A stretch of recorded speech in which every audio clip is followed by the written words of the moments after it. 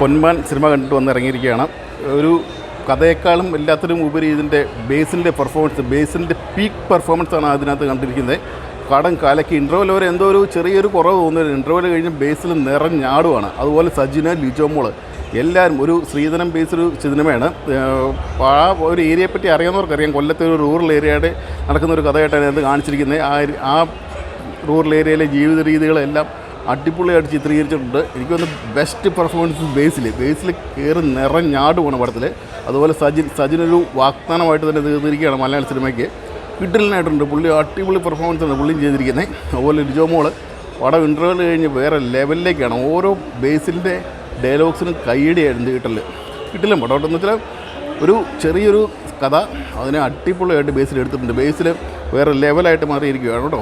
തകർക്കും സജിനും എല്ലാവരും ഒരു ബെസ്റ്റ് പെർഫോമൻസ്, കഥയിലും അതിനൊക്കെ ഒരു ബെസ്റ്റ് പെർഫോമൻസ് പ്രകടനം കാണണമെങ്കിൽ ഈ സിനിമ ഒന്ന് കാണുക. കിട്ടില്ല അടിപൊളി. സജിനും അടിപൊളി, ലിജോ മോളും ഏതായാലും ഈ ആഴ്ച ഇറങ്ങിയതിൽ പൊന്മാൻ തൂത്ത് വാരും. അടിപൊളി പടം. കിട്ടില്ല.